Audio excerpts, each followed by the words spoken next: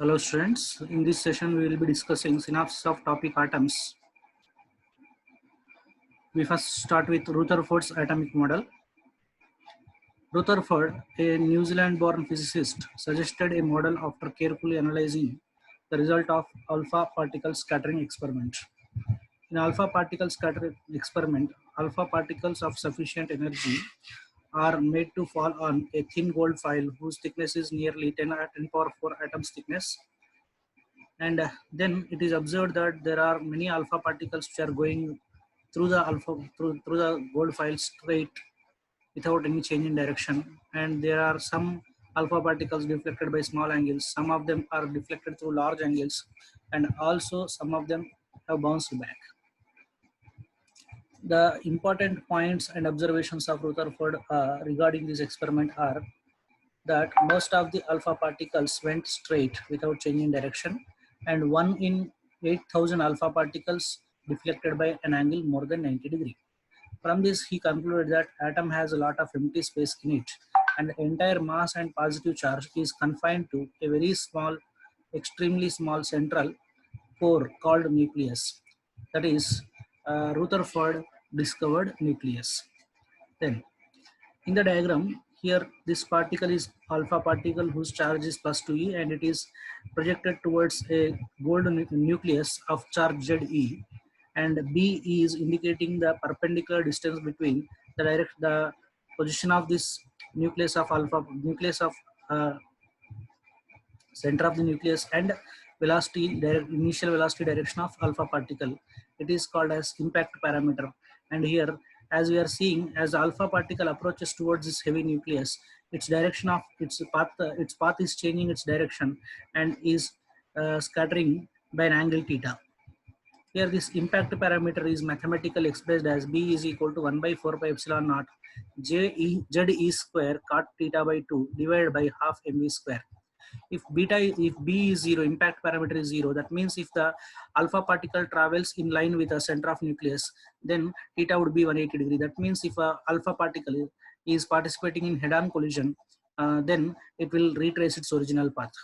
Then fraction of alpha particles n theta scattered at a particular angle is given by the relations n theta is proportional to z square and n theta is proportional to 1 by sine power 4 theta by 2. Then when an alpha particle is projected towards the nucleus, then it will reach to a certain distance from the nucleus, certain minimum distance from the nucleus, and then it starts to retrace back, because at this distance the initial kinetic energy of this alpha particle will be completely converted into the potential energy of the nucleus and the alpha particle system, and this distance is known as distance of closest approach. And in that case, if r naught is the distance of closest approach, then the initial kinetic energy of alpha particle half mv square is equal to the potential energy of system of nucleus and alpha particle at a distance of r naught, that is 1 by 4 pi epsilon naught into ZE into 2e divided by r naught. From that, expression for r naught is r naught equal to 1 by 4 pi epsilon naught into 2ZE square divided by 1 by 2 mv square. Then Rutherford proposed that the whole mass and positive charge is in a core, that is nucleus, and electrons revolve around it in its circular orbits, so that the electrostatic force of attraction provides the centripetal force. So according to Rutherford model, the nucleus is at the center of the atom, and outside the nucleus, electrons are revolving around the nucleus in circular orbits, so that the centripetal force is provided by force of attraction between nucleus and electrons. The drawbacks of Rutherford model. According to Maxwell's theory of electromagnetism, accelerated charges radiate electromagnetic waves and lose energy. Therefore, when an electron revolves in a circular orbit, it is subjected to centripetal acceleration and thus should radiate energy, and the radius should decrease continuously till it falls into nucleus. So the stability of the atom will not be maintained. So the Rutherford model fails to explain stability of atom. And then there is one more idea that in this manner, if the electrons are emitting the electromagnetic waves and losing the energy. The energy which they are losing is in the form of radiations, and these radiations emitted will have a continuous range of frequencies. That means the spectrum given out by any atom in this case would be continuous emission spectrum, whereas experimentally it is found that atoms will give rise to line emission spectrum. Since the Rutherford model does not explain about that also. So next, Bohr's atomic model. In 1913, Niels Bohr, a Danish physicist, introduced a revolutionary concept, that is quantum concept, to explain the stability of an atom. He made a simple but bold statement that the old classical laws which are applicable to bigger bodies cannot be directly applied to subatomic particles such as electrons or protons. So according to Niels Bohr, the laws of mechanics or laws of mechanics which we apply for large bodies cannot be applied in the same manner to the subatomic particles like electrons and protons.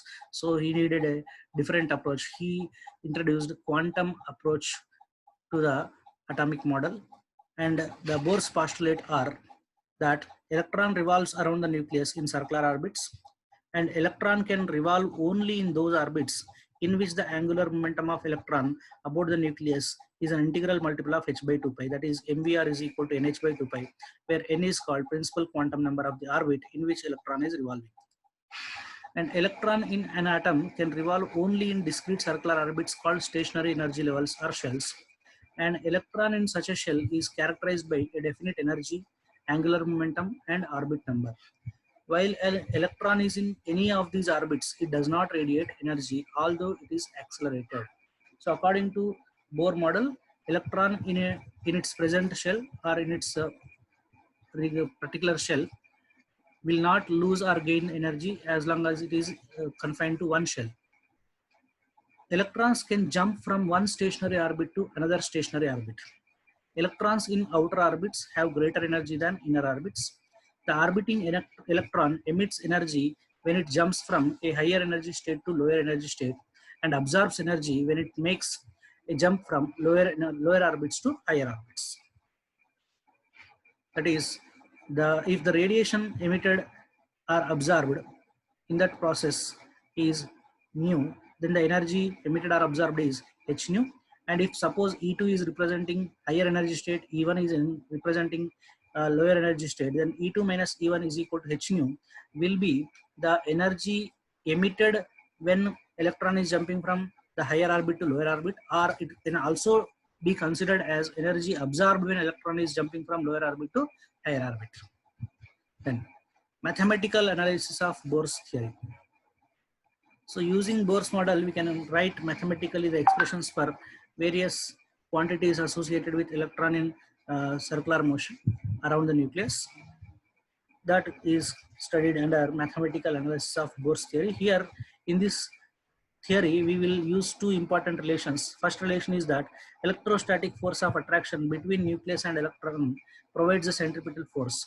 That is 1 by 4 pi epsilon naught into ZE into E divided by R square is equal to mv square by R. Here m is mass of electron, v is linear velocity of electron, R is the radius of the orbit in which electron is moving, and Z is atomic number of hydrogen-like atom.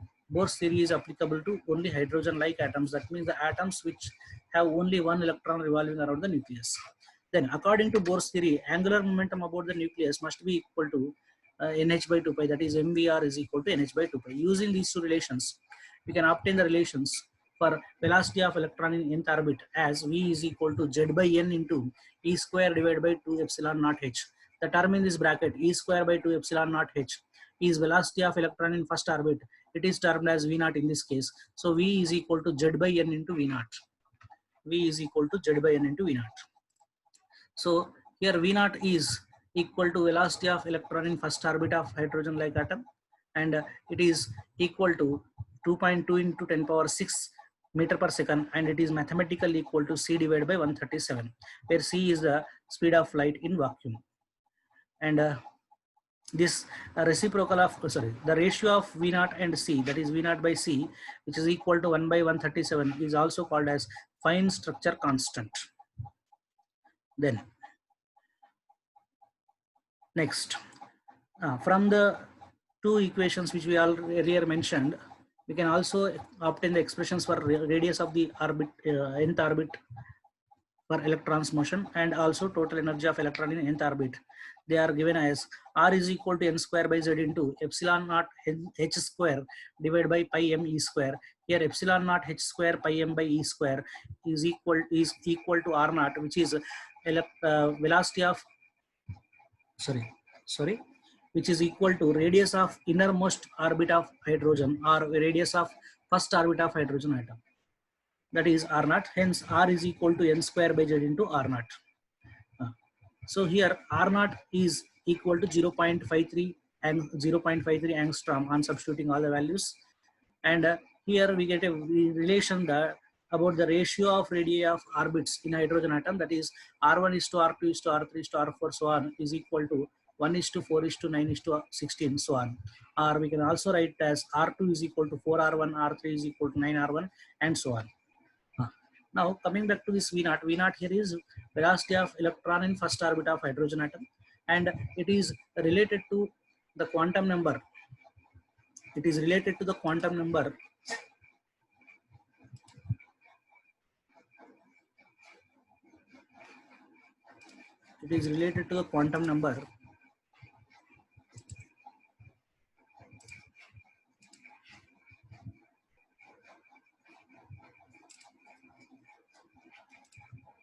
moment.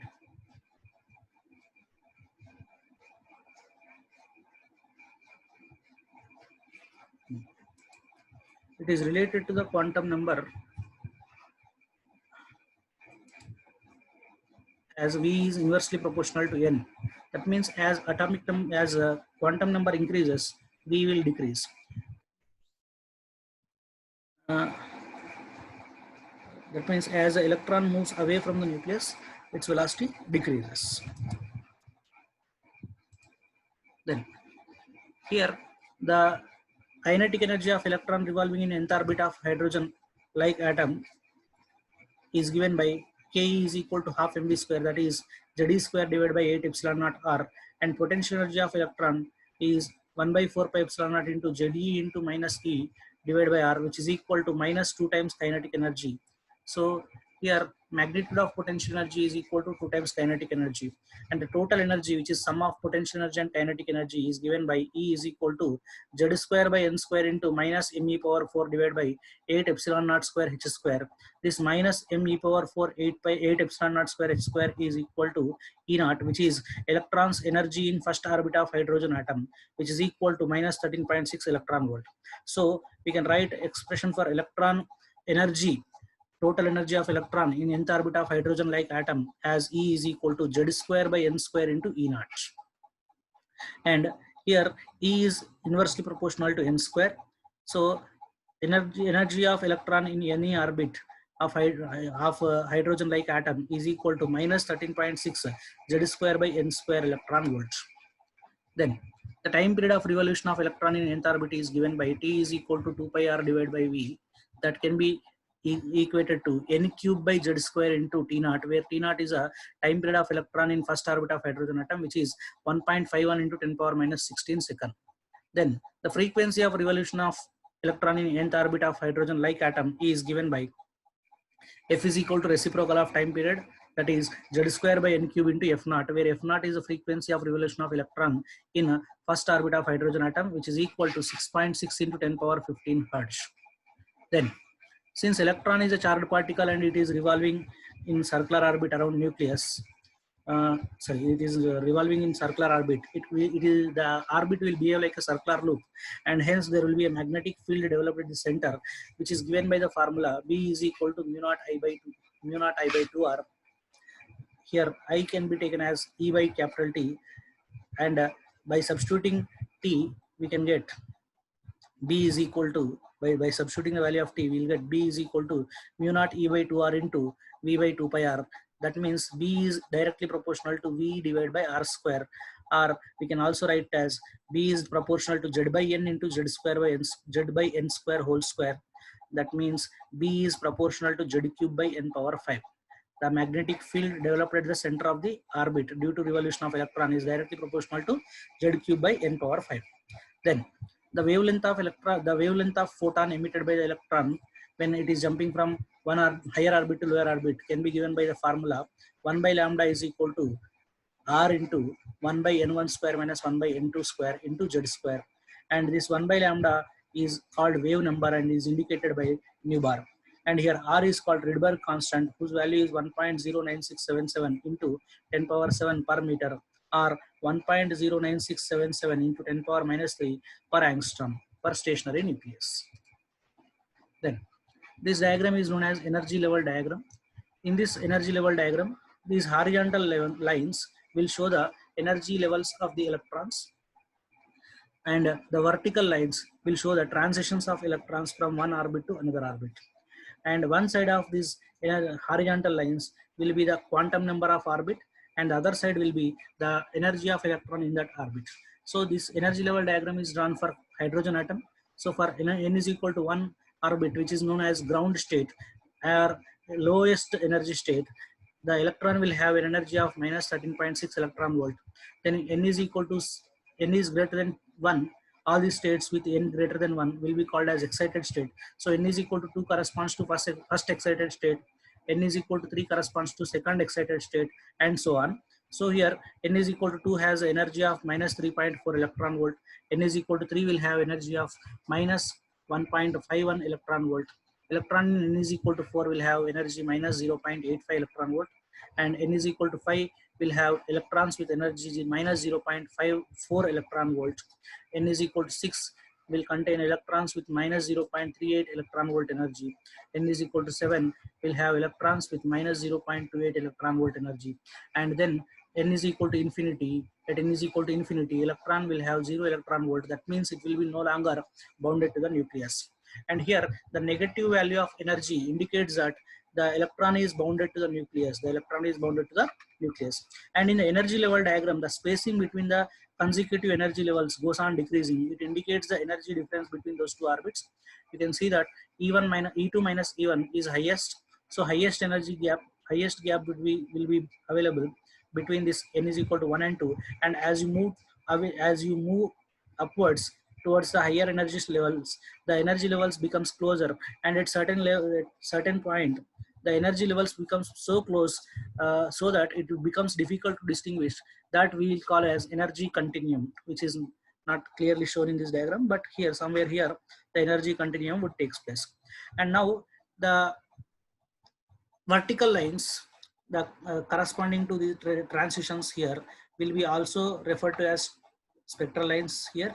And this suppose here the spectral lines which are formed when electrons are jumping from higher energy level to first energy level will form a spectral series called Lyman series. When electrons are jumping from higher energy levels to second energy level, the spectral lines obtained will be called will be found in Balmer series. And then the electrons in Paschen series are formed when electrons are jumping from higher energy level to third energy level. The electrons when jumping from fourth energy level, from higher energy level to fourth energy level will produce bracket series. And then the electrons jumping from higher energy levels to fifth energy level will produce P-Fund series. These are some prominent spectral series found in hydrogen spectrum. So these, the Lyman series will lie in ultraviolet region, Balmer series will lie in visible region, and these three series will lie in infrared regions. So here you can say that the light or any radiation is emitted from hydrogen atom only when the electrons makes emission transitions between the stationary states. Then, so as I already have mentioned, there is some information regarding the different spectral series that are present in hydrogen spectrum. When electron is jumping from N2 to N1, here the values of N2, N1 corresponding to series are given. For Lyman series, N1 is always 1, N2 is 2, 3, 4 up to infinity.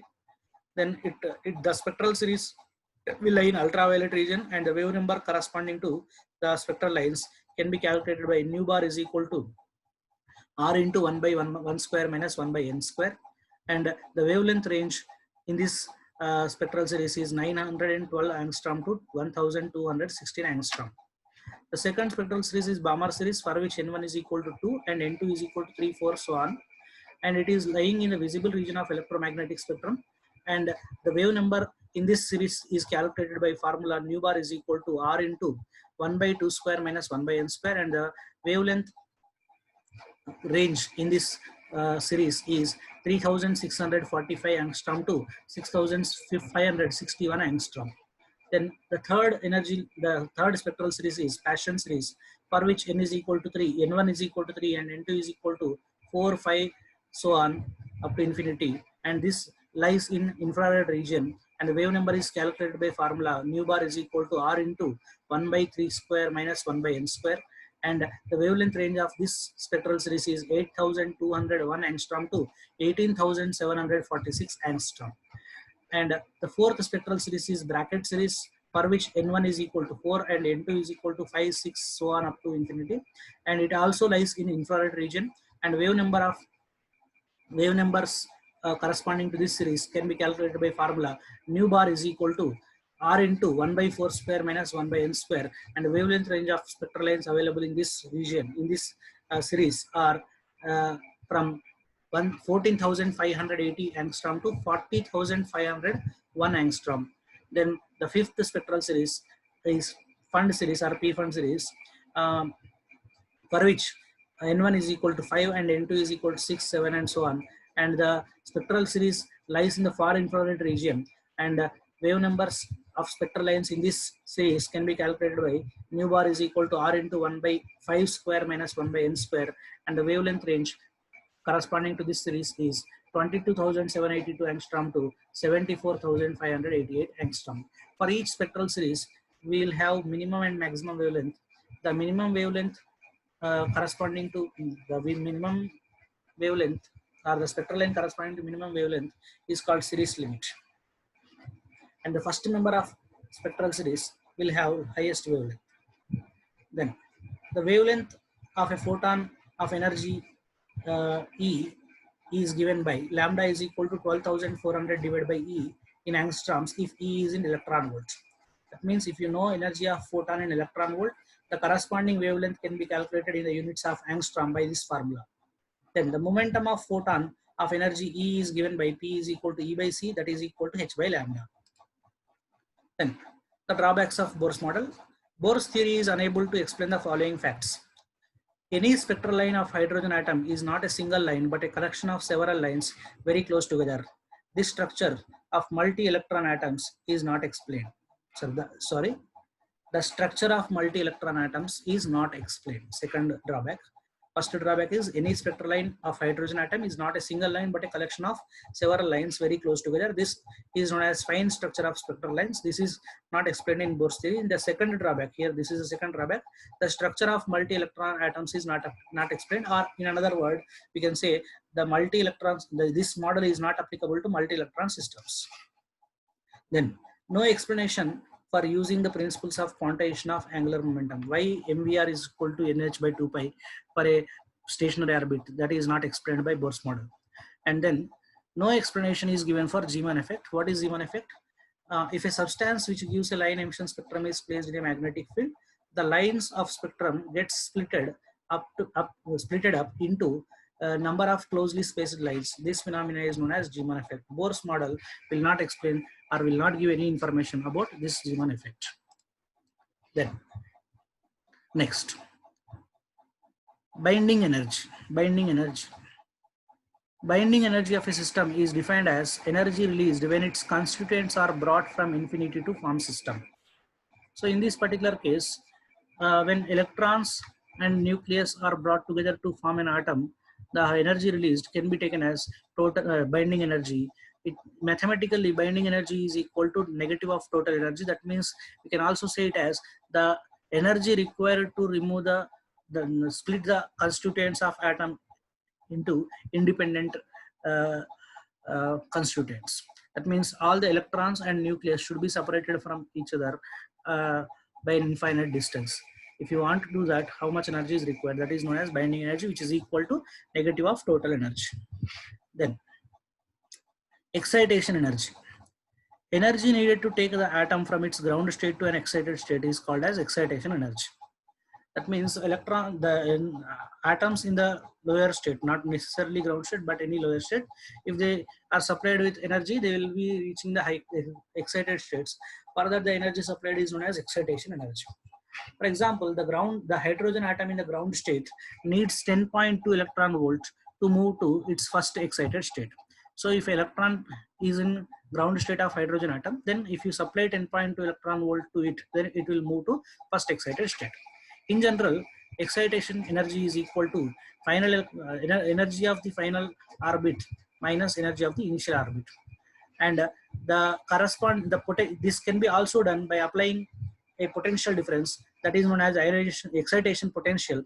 The excitation potential is equal to excitation energy divided by charge of electron. Then for hydrogen atom, as we know, E1 is equal to minus 13.6 electron volt, E2 is equal to minus 3.4 electron volt, E3 is equal to minus 1.51 electron volt, so on. Suppose let the electron be excited from ground state, n is equal to 1, to the first excited state, that is n is equal to 2. So the energy required to move the electron from n is equal to 1 to n is equal to 2 state is E2 minus E1, that is minus 3.4 minus of 3 minus 13.6, nothing but 10.2 electron volt. So the corresponding excitation potential is 10.2 volt. Excitation energy is 10.2 electron volt. Excitation potential is 10.2 volt. So the potential through which electron should be accelerated to acquire excitation energy is called excitation potential. Then ionization potential. The potential through which an electron must be accelerated to acquire the ionization energy is called the ionization potential. The ionization energy is nothing but the energy required for the electron to transfer from its present orbit to n is equal to infinity orbit. And it is given by the formula ionization energy is equal to minus of total energy in its present orbit. Right. Then these are the points to keep in mind to solve the numericals quickly. The ionization potential of hydrogen atom in its ground state is 13.6 volts. As I already said, ionization energy is equal to negative of total energy, that is nothing but binding energy in another way. So electron has minus 13.6 electron volts energy in ground state of hydrogen. So ionization energy of electron in ground state is 13.6 volt, sorry, 13.6 electron volts. So ionization potential will be 13.6 volts. Then ionization potential for Bohr's atom in ground state or hydrogen like atom in ground state is 13.6 Z square by N square volt.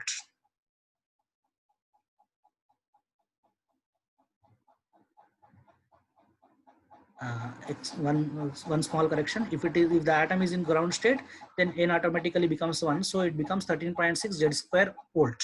If it is nth orbit of Bohr atom, then it should be the ionization potential would be 13.6 Z square by N square volt. Otherwise, if it is for ground state, the expression would be 13.6 Z square volt only. Please note that. Then energy of electron in helium plus ion in the first excited state is 13.6 electron volt, that is same as energy of electron in the hydrogen atom in the ground state. Means electron in first state of helium plus atom and helium plus ion, and electron in ground state of hydrogen will have same energy, that is 13.6 electron volt. Then when some energy is supplied to hydrogen sample, its atoms move to their excited states. When they come back to the ground state, a number of spectral lines are emitted. Let an electron jump from n is equal to 1 state to n is equal to n state. Then the number of different ways in which it comes back to ground state are is equal to the number of different spectral lines or number of unique spectral lines produced is given by n into n minus 1 by 2. Number of spectral lines possible when electron makes a transition from n is equal to n to n is equal to m state are n minus m into n minus m plus 1 divided by 2.